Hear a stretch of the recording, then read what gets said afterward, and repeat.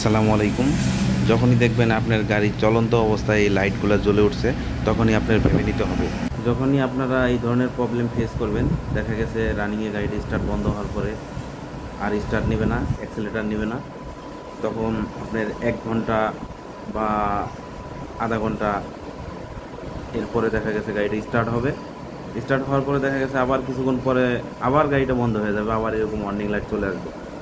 তো এই জন্য আপনারা কি করতে পারেন, এই গাড়িটার হুন্ডা ভেজেল, হুন্ডা গ্রেস, এই গাড়িগুলোর এই সমস্যাগুলো হয় হচ্ছে আপনার ডুয়েল ক্লাস থেকে হয়, গিয়ার বক্সের সমস্যা থেকে হয়, দেখা গেছে গিয়ার শিফটারের কারণে হইতে পারে। বাট আপনারা কি করবেন, দ্রুত একটা নিকটস্থ ওয়ার্কশপে, গাড়ির ওয়ার্কশপে যাওয়ার পরে গাড়িটা স্ক্যান করবেন। স্ক্যান করার পরে ওইখানে যেই রিপোর্টটা আসে, ওই রিপোর্টটা দেখার পরে বোঝা যাবে যে আসলে আপনার ডুয়েল ক্লাসের সমস্যা না ওইটার কোন জায়গা থেকে সমস্যাটা, ওটা স্ক্যানারে চলে আসবে। তারপরে আমি যতটুকু পাইছি আমি আপনাদেরকে ভিডিওটা স্কিপ না করে দেখতে থাকুন। আমি সামনে যেই সমস্যাটা এই গাড়ির পেয়েছি, এই গাড়িটা আপনারা দেখতে পারবেন এই সমস্যাটা।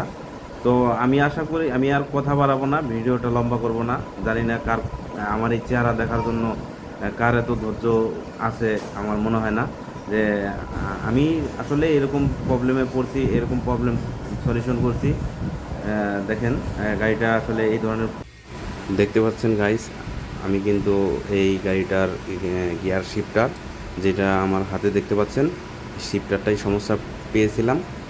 তো এটার সমাধানের জন্য আমি স্ক্যানারে যেই কোডটা পাই, কোডটা আমি ডেসক্রিপশনে দিয়ে রাখবো, ওইটা আপনারা দেখে মিলিয়ে নেবেন। যদি এই ধরনের সমস্যা হয় তাহলে আপনারা এই শিফটারটা লাগাইলে আশা করি কমপ্লিট হয়ে যাবে ইনশাআল্লাহ।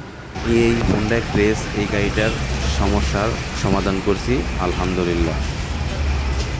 দর্শক, ভিডিওটি যদি আপনাদের ভালো লেগে থাকে এই চ্যানেলটি সাবস্ক্রাইব করে রাখবেন, লাইক করবেন, কমেন্ট করে জানাবেন।